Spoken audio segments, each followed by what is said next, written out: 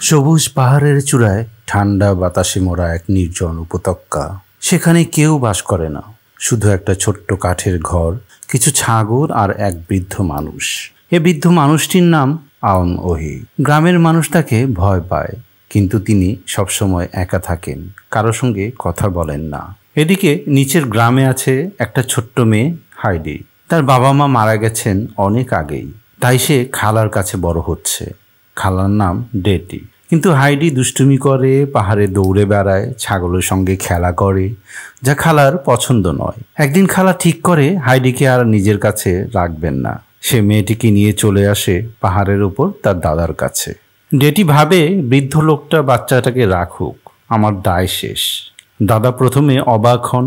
তিনি বলেন, আমি কোনো শিশুর দায়িত্ব নেব না।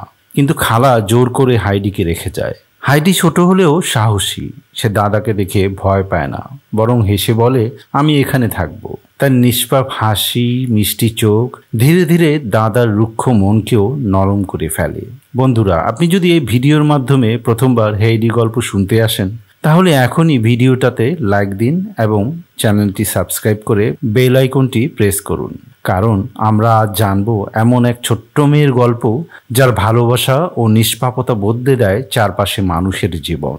চলুন শুরু করি হাইডি সিনেমার হৃদয়স্পর্শী গল্প।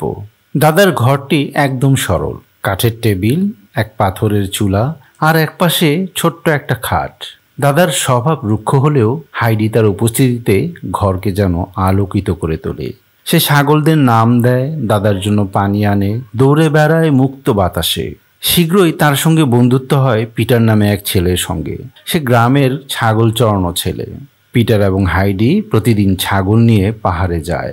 দুজনের বন্ধুত্ব গাঢ় হয়। তারা একসঙ্গে হাসে, গল্প করে, আর হাইডি পিটারের মাকে সাহায্য করে রুটি তৈরি করতে। দাদা প্রথমে চুপচাপ থাকতেন, কিন্তু এখন তার মুখেও হাসি ফুটে উঠেছে। হাইডি যেন তার জীবনে হারানো আলো হয়ে ফিরে এসেছে। সিনেমার এই অংশে পরিচালক পাহাড়ের সৌন্দর্যকে যেমন জীবন্ত করে তুলেছেন, সবুজ ঘাস, ছাগলের ঘণ্টাধ্বনি, পাথরের ঝর্ণা শব্দ সবকিছুই শান্তির প্রতীক। হাইডি জীবনে এই সময়টা সবচেয়ে সুখের। সে দাদার গল্প শোনে, পিটারের সঙ্গে দৌড়ায় এবং সূর্যের আলোয় নাচে। তার মনে হয় এটাই আমার ঘর। কিন্তু সুখের সময় বেশি দিন থাকে না। হাইডি পাহাড়ে মুক্তভাবে বাঁচতে শেখে। সে খালি পায়ে ঘুরে বেড়ায়, তাজা বাতাসে শ্বাস নেয়, দাদার তৈরি করা রুটি আর চিজ খায়। পাহাড়ের জীবন তার কাছে যেন স্বর্গের মতো। কিন্তু একদিন তার খালা ডেটি আবার ফিরে আসে। এবার সে হাইডিকে শহরে নিয়ে যেতে চায়, কারণ শহরের এক ধনী পরিবার তাদের অন্ধ মেয়ের জন্য এক সঙ্গী বা কম্পেনিয়ন খুঁজছে। হাইডিকে তারা টাকা দিয়ে নিতে চায়। দাদা খুব রেগে যান, কিন্তু হাইডিকে প্রতারণা করে নিয়ে যায়। বলে যে দাদা নাকি রাজি হয়েছেন। দাদা তাকে আটকানোর চেষ্টা করেন, কিন্তু ডেটি ততক্ষণে হাইডিকে নিয়ে চলে গেছে। হাইডি কাঁদতে থাকে, আমি আমার দাদার কাছে ফিরে যেতে চাই। কিন্তু কিছুই করার নেই। পাহাড় ছেড়ে শহরে যেতে বাধ্য হয়। শহরে এসে হাইডি দেখে বিশাল দালান, চাকর বাকর, নিয়ম কানুন আর এক গম্ভীর মহিলা, রটেনমায়ার। বাড়ির আসল মালিক মিস্টার সেসলম্যান দেশের বাইরে থাকেন, কিন্তু তার মা, গ্র্যান্ডমা এবং মেয়ে ক্লারা এই বিশাল বাড়িতে থাকেন। ক্লারা ধনী, শিক্ষিত, কিন্তু অসুস্থ ও একাকী। তার মা মারা গেছেন আর শরীর এত দুর্বল যে হাঁটতেও পারে না, তাই সবসময় হুইল চেয়ারে বসে থাকতে হয়। হাইডি প্রথমে শহরের নিয়ম কানুনে মানিয়ে নিতে পারে না, যেমন পরিপাটি পোশাক পরা, সময় মতো পড়া আর চাকর বাকরের আনুষ্ঠানিক আচরণ। হাইডি প্রথমে ভয় পায়, কিন্তু ক্লারার সঙ্গে সে খুব দ্রুত বন্ধুত্ব করে ফেলে। শহরে গৃহশিক্ষিকা মিস রটেনমায়ার হাইডিকে একদমই পছন্দ করে না, কারণ হাইডি মুক্ত মনের। অনেক সময় বইপত্রে মনোযোগ দিতে পারে না আর অনেক প্রশ্ন করে। তার কাছে হাইডি হলো অসভ্য গ্রাম্য মেয়ে। হাইডি পাহাড়ের বাতাস, সূর্য আর দাদার গল্প মনে করে রাতে কাঁদে। সে জানালার বাইরে তাকিয়ে থাকে আর ভাবে, আমি কখন আবার আমার পাহাড়ে ফিরে যাব। কিন্তু একদিকে ক্লারার সঙ্গে তার বন্ধুত্ব ক্রমে গভীর হয়। ক্লারা বুঝতে পারে হাইডি কতটা সৎ এবং প্রাণবন্ত। হাইডি ক্লারাকে গল্প শোনায়, পিটার, দাদা, ছাগল আর পাহাড়ের সবুজ ঘাসের গল্প। সে গল্প শুনে ক্লারার মুখে প্রথমবারের মতো আনন্দের হাসি ফুটে ওঠে। তারা একে অপরের থেকে শেখে। ক্লারা শেখে প্রকৃতির কথা, ছাগলের নাম, পাহাড়ের গল্প, আর হাইডি শেখে পড়া, লেখা এবং শহরের ভদ্রতা। কিন্তু হাইডির জন্য এই শহর যেন খাঁচা। সে জানে পাহাড়ে সে মুক্ত ছিল, এখানে সে বন্দী। তার খালি পায়ে ঘাস ছোঁয়ার স্বাধীনতা নেই, হাসার স্বাধীনতা নেই। মিস রটেনমায়ার তাকে বকাঝোকা করে, বলে তুমি সবসময় পাহাড়ের গল্প বলবে না, পড়াশোনা করো। হাইডি রাতে জানালার বাইরে পাহাড়ের দিকে তাকায়, তার চোখে জল আসে। সে ভাবে, আমি কি আর কখনো আমার দাদাকে দেখতে পাবো না? শহরের কোলাহল আর বন্ধ ঘরের মধ্যে হাইডি একসময় মানসিকভাবে ভেঙে পড়ে। সে নিদ্রাহীন হয়ে পড়ে, রাতে হাঁটতে থাকে ঘুমের মধ্যে। ডাক্তার এসে দেখে সে হোমসিক, মানে পাহাড়ের জন্য প্রচণ্ডভাবে কাতর। ডাক্তার বলে যদি তাকে তাড়াতাড়ি মুক্ত বাতাসে ফেরানো না হয় তবে সে অসুস্থ হয়ে পড়বে। গ্র্যান্ডমামা বুঝতে পারেন তিনি হাইডিকে ভালোবাসেন। হাইডি শুধু তাদের ঘর উজ্জ্বল করেনি, ক্লারার জীবনে নতুন আলো এনেছে। তাই তিনি সিদ্ধান্ত নেন হাইডিকে তার পাহাড়ে ফিরিয়ে দিতে হবে। তিনি বলেন, তুমি এখনই তোমার দাদার কাছে ফিরে যাও। ক্লারাও কাঁদে, কিন্তু বলে, তুমি ফিরে যাও হাইডি, তুমি সুখে থাকো। গ্র্যান্ডমামা প্রতিশ্রুতি দেন ক্লারাকে একদিন পাহাড়ে নিয়ে যাবেন হাইডির কাছে। একদিন হাইডি আবার পাহাড়ে ফিরে আসে। তার দাদা প্রথমে অবাক হন, কিন্তু মেয়েটিকে কোলে নিয়ে আনন্দে কেঁদে ফেলেন। হাইডি আবার আগের মতো ছাগলের সঙ্গে দৌড়ায়, পিটারের সঙ্গে দেখা করে আর মুক্তভাবে বাঁচতে শুরু করে। পিটার হাইডিকে দেখে খুশিতে লাফিয়ে ওঠে। দুজন আবার একসঙ্গে পাহাড়ে দৌড়ায়। হাইডি এখন আরও পরিণত। সে বুঝেছে সুখ মানে যা কিছু পাওয়া না, বরং যেটা নিজের ভেতর অনুভব করা যায়।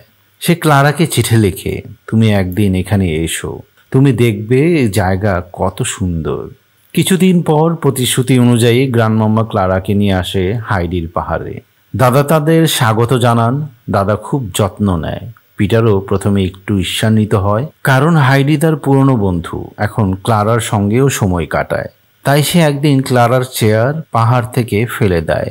সে কারণে তাকে অনেক বকা খেতে হয় এবং পরে সে ভুল বুঝতে পারে। কিন্তু পরে ধীরে ধীরে তারা তিনজন বন্ধু হয়ে যায়। ক্লারা পাহাড়ের হাওয়া, ফুল, সূর্যের আলো দেখে অভিভূত হয়ে যায়। হাইডি প্রতিদিন ক্লারাকে নিয়ে পাহাড়ে যায়, তাকে হাসায়, গান গায় আর নতুন উদ্যমে বাঁচতে শেখায়। হাইডির দাদা ক্লারাকে পিঠে করে পাহাড়ে ঘোরায়। একদিন ক্লারা পাহাড়ের এক পাশে বসেছিল। ঠিক সেই সময় একটি প্রজাপতি এসে ক্লারার পায়ে বসে। প্রজাপতি উড়ে চলে যাওয়ায় সেটাকে ধরতে সে হাত বাড়ায় এবং মনের অজান্তেই সে তার নিজের পায়ে দাঁড়িয়ে যায়। এটা দেখে হাইডি ও পিটারের মন খুশিতে ভরে ওঠে। এরপর থেকে হাইডি ও পিটার তাকে ধরে ধরে হাঁটতে সাহায্য করে। ধীরে ধীরে হাঁটার অভ্যাসের দরুন ক্লারার পায়ে অবশেষে শক্তি ফিরে আসে এবং সে নিজে নিজে হাঁটতে থাকে। কিছু সময় পর ক্লারাকে নিতে তার পরিবার পাহাড়ে আসে। ক্লারার বাবা হেনরি ক্লারার জন্য চিন্তিত ছিল, কারণ পাহাড় তার হাঁটতে না পারার মেয়ের জন্য বিপজ্জনক হতে পারে। কিন্তু সে যখন ক্লারাকে তার নিজের পায়ে হেঁটে আসতে দেখে তখন তার মন খুশিতে ভরে ওঠে এবং ক্লারাকে জড়িয়ে ধরে। তাই সে হাইডি, পিটার এবং তার দাদাকে অনেক ধন্যবাদ দেয়, যাদের কারণে এই অসম্ভব সম্ভব হয়েছে। গ্র্যান্ডমামা আনন্দে চোখে জল ফেলে। বিদায়ের সময় গ্র্যান্ডমামা হাইডিকে একটি সুন্দর ডায়েরি এবং একটি কলম উপহার দেন আর বলেন, তোমার লেখার শখ আছে, তাই তুমি প্রতিদিন তোমার কাহিনী লিখে রাখবে আর সবসময় নিজের মনের কথা শুনবে। শেষ দৃশ্যে দেখা যায় হাইডি ক্লারাকে খুশি মনে বিদায় জানাচ্ছে আর বলে আবার দেখা হবে। হাইডি এখন বই লিখছে, তার নিজের গল্প, তার পাহাড়ের গল্প, দাদার গল্প, ক্লারার গল্প। সে বলে, যখন তুমি মন থেকে ভালোবাসো তখন অসম্ভব কিছুই থাকে না। এবং ঠিক এখানেই সিনেমার শেষ হয় এক গভীর বার্তা নিয়ে। ভালোবাসা, প্রকৃতি আর মানুষের সহজ জীবনের মধ্যে লুকিয়ে আছে সত্যিকারের সুখ। হেইডি কেবল শিশুদের গল্প নয়, এটি এক দার্শনিক যাত্রা। স্বাধীনতা বনাম সমাজের নিয়ম, শহর বনাম প্রকৃতি, একাকিত্ব বনাম ভালোবাসা। হাইডি কখনো কাউকে ঘৃণা করে না, সে শুধু ভালোবাসতে জানে। এ শিশুর দৃষ্টি পুরো সিনেমার হৃদয়, নিষ্পাপ চোখে দেখা দুনিয়া যেখানে ভালোবাসাই একমাত্র ভাষা। হাইডি এমন এক সিনেমা যা আপনি যতবার দেখবেন ততবার নতুন করে ভালোবাসবেন। এটি শেখায় ভালোবাসার মানে কাউকে নিজের কাছে বেঁধে রাখা নয়, বরং তাকে মুক্ত হতে দেওয়া। এ সিনেমা আমাদের মনে করিয়ে দেয়, যেখানেই থাকো নিজের মধ্যে যদি ভালোবাসা থাকে সেটাই তোমার আসল ঘর। বন্ধুরা, যারা এখনও আমার চ্যানেলটি সাবস্ক্রাইব করেননি, দয়া করে চ্যানেলটি সাবস্ক্রাইব করে বেল আইকনটি প্রেস করুন। দেখা হবে পরের ভিডিওতে। আল্লাহ হাফেজ।